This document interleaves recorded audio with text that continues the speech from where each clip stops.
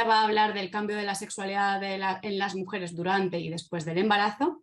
Tiene 26 años, es psicóloga clínica de formación. Debido a su experiencia como psicóloga, se ha dado cuenta de que es necesario tener conocimiento sobre sexualidad, puesto que es una dimensión esencial de la persona. Por eso hoy está aquí presentando su trabajo final de máster. Ella ha cursado el máster en terapia sexual y de pareja con perspectiva de género. Adelante, Alicia. Con la venia del tribunal, en este caso de Sonia, me dispongo a presentar mi trabajo de fin de máster, el cual he denominado el cambio de la sexualidad en la mujer durante y después del embarazo. La primera diapositiva se relaciona con el índice, el cual es como he dividido tanto el trabajo como la presentación. En este caso empezaremos por la introducción, seguiremos por los objetivos, marco teórico, disfunciones sexuales durante el embarazo, la sexualidad después del parto, las propuestas de tratamiento tanto durante el embarazo como después del parto y las conclusiones del trabajo. En cuanto a la introducción, quiero empezar explicando la sexualidad, que es una dimensión del ser humano, la cual empieza desde el que nacemos hasta que morimos y se manifiesta en todos los momentos de nuestra vida de diferente manera debido a nuestras experiencias y de lo que hemos ido aprendiendo a lo largo de nuestra vida. Entonces, una definición sacada del manual de la Fundación SEXPOL, como sabemos todos los presentes. A continuación, hemos seguido con la introducción y aquí hemos hecho una explicación de que efectivamente la sexualidad y el concepto de sexualidad ha ido cambiando a lo largo de la historia y se ha ido modificando. Y es que la sexualidad ya no solo se concibe como una práctica destinada a la reproducción, sino que ahora se concibe de otras maneras muy distintas. Esto significa que la sexualidad dentro de las parejas o del sistema relacional ya no se concibe como antes, como he dicho anteriormente, a través de como solo un acto reproductivo. El hecho de que este cambio de sexualidad o que este concepto de la sexualidad haya cambiado no significa que el embarazo en sí sea una situación de crisis. Como bien conocemos, los profesionales que hoy estamos aquí presentes, que dentro de la psicología, crisis se concibe como una situación de cambio o de que nos tenemos que presentar ante una situación nueva. El hecho de que la sexualidad haya cambiado, como he dicho anteriormente, no significa significa que la pareja ya concibe la sexualidad de una manera distinta, pero el hecho de que haya cambiado no significa que cómo las parejas se presentan ante este estímulo se conciban de la misma manera en unas u otras, ¿vale? Esto es importante determinarlo, puesto que dependiendo de cómo se perciba esta crisis, así se presentarán ante ella. El hecho de los cambios que se presentan en las mujeres gestantes los he dividido en cambios físicos, psicológicos y los cambios que se producen dentro de la pareja. Los cambios físicos los podemos dividir en 4, los cardiovasculares, digestivos, hematológicos y urinarios. En cuanto a los cardiovasculares, están relacionados con la circulación placentaria, ¿vale? Lo cual nos ayuda pues, a que el feto se vea oxigenado y nutrido. Mientras los digestivos son los que más se relacionan con el primer trimestre, pues lo que son las náuseas, los vómitos y esos malestares, los problemas estomacales que suelen sentir las mujeres gestantes. En cuanto a los hematológicos, se produce un aumento del nivel de plasma, mientras que los urinarios hace que se produzca que la concentración de orina se mantenga más tiempo en los primeros meses, haciendo que se produzcan muchas veces infecciones de orina y con el paso del tiempo va disminuyendo. De hecho, muchas veces notamos pues eso, que las mujeres embarazadas o la parte femenina de la pareja siempre está queriendo yendo a hacer pis a la hora de cuando va aumentando los trimestres de embarazo. En cuanto a los cambios emocionales y psicológicos, los hemos dividido en los 3 trimestres que se dividen el embarazo. En el primer trimestre estos cambios emocionales y psicológicos aumentan debido a todos los cambios hormonales que solemos tener la parte femenina o las mujeres en este periodo. En cuanto al segundo trimestre, estos cambios se mantienen iguales, puesto que los cambios hormonales se suelen estar más establecidos en este trimestre. Sin embargo, cuando llegamos al tercer trimestre, los cambios hormonales aumentan. De hecho, es el momento en el que las mujeres sufren más cambio, puesto que es el momento en el que el feto se está acabando de formar y estos cambios emocionales y psicológicos se ven aumentados. Los que se producen en relación al primer trimestre son los miedos, son miedos irracionales, están muy relacionados con los cambios de humor, tristeza, alegría, mientras que los del tercer trimestre están más encaminados a que el parto se produzca bien, el bebé nazca bien y si van a realizar una buena función como padre.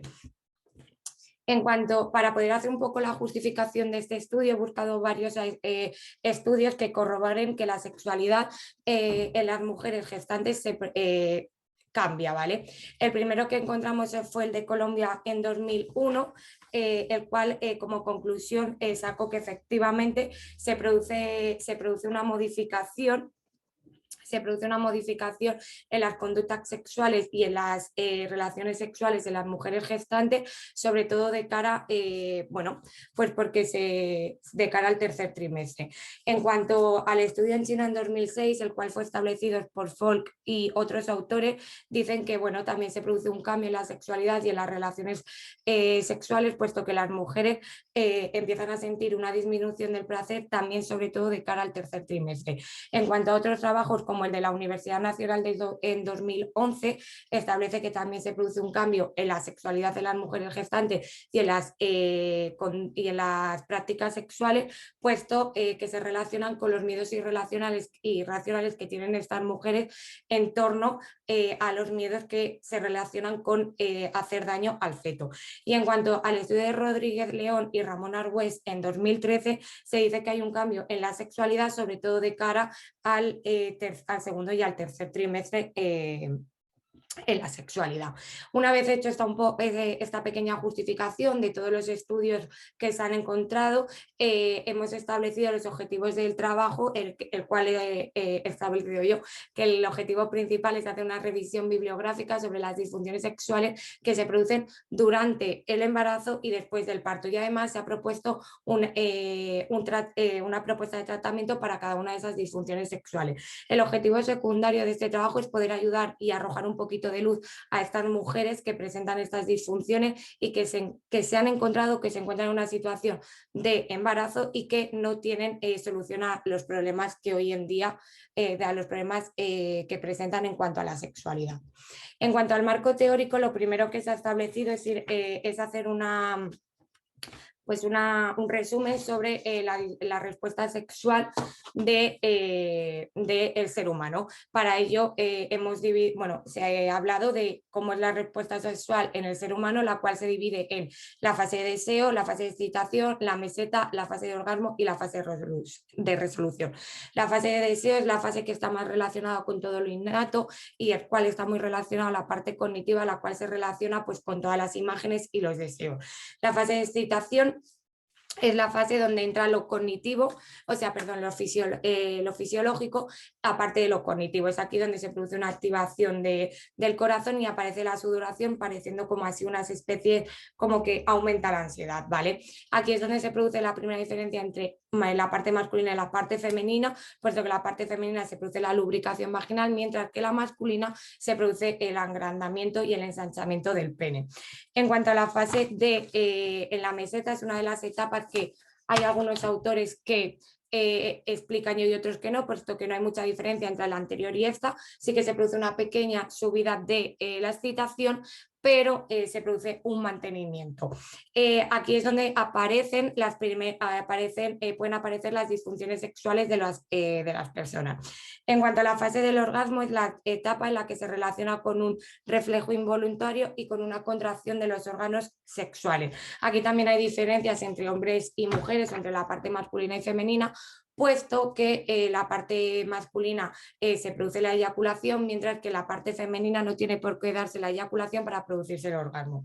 Por último, nos encontramos frente a la fase de resolución, que es cuando la vuelta a la calma, y es donde se vuelve a la calma después del orgasmo.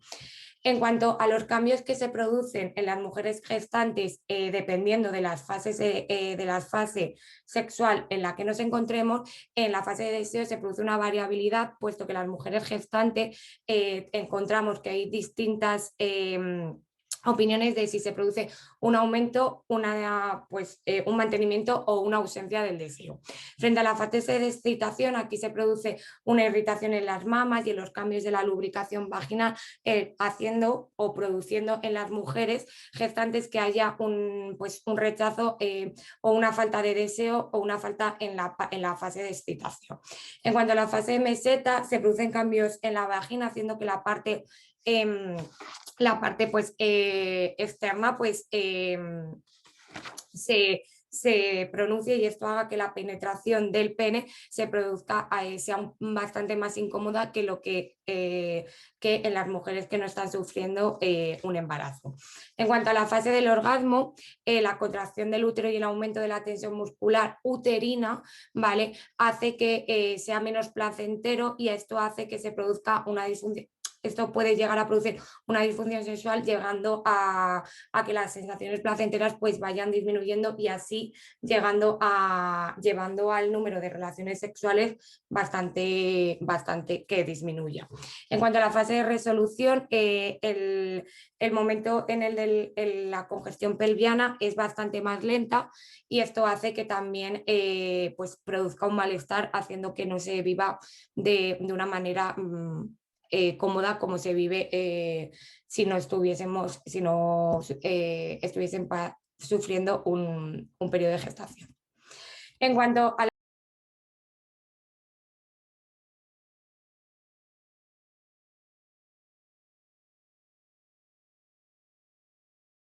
se deben a esos cambios hormonales y a ese malestar, puesto, como he dicho anteriormente, los cambios físicos son los vómitos, las náuseas, ese malestar intestinal que suelen sufrir las mujeres gestantes, y esto hace que la fase de deseo y la fase de excitación se vea un poco alterada. En cuanto al segundo trimestre, si durante el primer trimestre no se ha producido ninguna falta de deseo sexual o no se ha producido ninguna variación, se mantiene. Sin embargo, si ha habido una variación de dificultad de deseo, sí que se ve afectada. Mientras que en el tercer trimestre son cuando aparecen los mayores cambios a nivel corporal de la mujer, ¿vale? Y esto hace que la mujer se encuentre más incómoda, y esto puede hacer que, que se produzca una disminución en las relaciones sexuales, ¿vale? Esto también puede deberse a que la sensación placentera va disminuyendo, puesto que se da la congestión de la vagina, de la vulva y del clítoris, por el aumento del tamaño del feto, ¿vale? Con esta reducción de las sensaciones placenteras, va haciendo que las relaciones sexuales se disminuyan, y el número de orgasmos también. En cuanto a las disfunciones sexuales durante el embarazo, se dividen en los mitos sexuales de las mujeres embarazadas, los cuales se relacionan con que la penetración puede hacer daño al feto, que el sexo puede producir abortos, que el sexo puede producir el parto, o que los problemas durante el embarazo se pueden deber debido al orgasmo. También se pueden producir la anorgasmia, ¿vale?, la disminución o ausencia del deseo sexual, o la dispareunia. En cuanto, y luego la sexualidad después del parto también se puede ver afectada por las heridas que se producen por las incisiones que se hacen para que pueda salir el bebé o el feto, las infecciones que se producen después del parto, que suelen ser relacionadas con infecciones de orina, cambios en la sequedad vaginal, puesto que esto se modifica una vez se ha producido el parto o la mujer está dando el pecho, y los problemas psicológicos. Vale, las disfunciones sexuales después del parto son las modificaciones por lactancia, la sequedad vaginal, los dolores en la penetración, debilidades en los músculos vaginales, baja autoestima, atención al nuevo miembro y depresión postparto. En cuanto a las propuestas de tratamiento que se han establecido, vale. Perdonad, que es que se me ha olvidado explicar, los mitos sexuales que los he explicado, la anorgasmia, que es la relacionada con una disminución en en la fase de excitación, o sea, se produce una disminución o una ausencia, la cual se puede estar relacionada con el tema del erotismo de la mujer y del cambio físico que se está dando en la mujer, disminución o ausencia de deseo, pues eso, por los miedos irracionales, por los cambios físicos o emocionales que se dan en las mujeres, y estos están sobre todo relacionados con el tercer trimestre. Y luego la dispareunia, que es una dificultad sexual, que lo que sientes es un dolor a la hora de la penetración del pene o de cualquier otro objeto. La principal causa es debido a una sequedad vaginal, puesto que también se puede dar antes del parto y también se puede dar después del parto, como hemos dicho anteriormente, puesto que se realice un parto instrumental con forceps o puesto que se haga una incisura para que pueda salir el bebé al exterior. En cuanto a las propuestas de tratamientos, en cuanto a los miedos irracionales, lo primero que se ha establecido es trabajar todos los leones, como bien conocemos desde la Fundación Sexual, desde la Fundación de SESPOL, ¿vale? Y trabajar estos leones, para poder trabajar estos leones se han establecido charlas informativas, es decir, una psicoeducación o una educación sexual a través llenas de información, charlas, lecturas, literaturas, para ir desmitificando las ideas irracionales en relación a estos miedos. Y además han propuesto técnicas de relajación, la cual he optado por la de acoso, para que cuando la mujer se presente a la relación sexual se presente de manera relajada. En cuanto a cómo vamos a trabajar la anorgasmia, como estaba relacionado con la erótica de la mujer y el cómo se ve a nivel corporal y por los cambios físicos que se dan debido al embarazo, se relaciona con lo que vamos a trabajar primero es la clave erótica, ¿vale? La clave erótica, haciendo que se erotice la mentalidad de la mujer y erotizando los 5 sentidos de la mujer. Además, también después se le presentará la técnica del espejo, lo cual se pondrá a la mujer delante del espejo para que se vaya visualizando el cuerpo, y el segundo paso de esta técnica es, una vez visualizado el cuerpo, que vaya palpándose para que se vaya, para ir quitando esos pensamientos de falta de erotismo por el cuerpo en situación de embarazo. Además, le pedirá a la mujer que apunte todos los pensamientos, emociones que están en relación a esta técnica para luego poderlos trabajar en consulta. La disminución o falta de deseo también sería trabajar todas las ideas irracionales que están en torno a esta falta de deseo, y también se le presentaría la técnica del espejo exactamente igual que se explica en la anterior. En la dispareunia se trabajarían los leones, que están relacionados a todos los miedos irracionales, pues por ejemplo de hacer daño al feto y que así se produzca una tensión de los músculos vaginales. Y luego también se trabajaría la aproximación vaginal, en la cual consta de 2 fases. La primera, una aproximación de la mujer con ella misma, y una aproximación y luego una aproximación de la mujer con objetos y luego con el pene. En cuanto a las propuestas de tratamiento después del embarazo, el relacionado con la sequedad vaginal sería una buena derivación a un buen ginecólogo, puesto que es muy importante la utilización de un buen lubricante y ciertas técnicas que tienes que establecer un buen ginecólogo, por eso la importancia de trabajar de manera conjunta. La dispareunia, si está relacionada con toda la parte sexual, con toda la parte de miedos irracionales, se trabajaría exactamente igual que lo he dicho anteriormente. Los músculos vaginales, esa falta de tensión en los músculos vaginales es debido a el sufrimiento que han pasado después del parto, y se trabajaría a través de los ejercicios de Kegel, ¿vale? Se enseñaría en consulta esa musculatura y que los pudiesen localizar. Para ello se explica que se tienen que contraer 3 o 5 segundos y que esto se tiene que realizar unas 10 veces a lo largo del día. También es una técnica el poder parar la orina cuando estamos orinando, y así saber localizar pues dichos músculos. Y luego los problemas psicológicos, los cuales están relacionados pues con la llegada del nuevo bebé, la depresión la depresión por parto o los cambios en la pareja, por ejemplo, se llevaría a cabo una buena derivación a un psicólogo. Por eso, otra vez, la importancia de trabajar de manera conjunta estos aspectos. En cuanto a las conclusiones, lo principal que he obtenido es que la sexualidad es una parte individual, tanto en una mujer gestante como en una mujer que no está sufriendo un proceso de embarazo, puesto que la tiene que vivir como ella quiera. Luego, como conclusión también he obtenido que las disfunciones sexuales son muy variables y que no hay una conclusión como tal, sino que pueden confluctuar mucho dependiendo de la persona que esté sufriendo este proceso, que es importantísimo una buena educación sexual. Esto lo he obtenido, esta conclusión la he obtenido durante todo el proceso de máster y realizando el trabajo, puesto que muchas de las disfunciones sexuales que se producen en las mujeres se debe porque no hay una buena educación sexual previamente a este proceso. Que la cultura influye, me refiero a que dependiendo de la mujer, si es una mujer que está embarazada en la cultura oriental, va a concebir el embarazo completamente distinto a como lo podemos contemplar las mujeres occidentales, ¿vale? Y esto va a influenciar también en si va a poder desarrollar una disfunción sexual. Luego, que la situación de embarazo también afecta a la parte masculina de la pareja, puesto que además también pueden sufrir cambios tanto psicológicos como emocionales, ¿vale?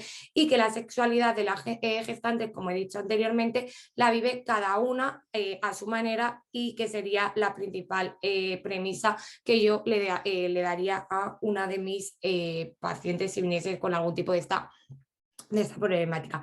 Y como conclusión final, efectivamente es que no hay algo concreto en las disfunciones sexuales en relación al embarazo, y que es muy variable según quien lo viva. Además de toda la investigación que he hecho a nivel pues, papers, lecturas, libros, he optado por ir preguntando, hacer pues una recogida de datos. No está en el trabajo ni lo he incluido en las diapositivas, puesto que ha sido una recogida más que nada informativa a las mujeres que ya habían sufrido un embarazo, y que he podido obtener pues efectivamente que cada una tiene una opinión completamente distinta.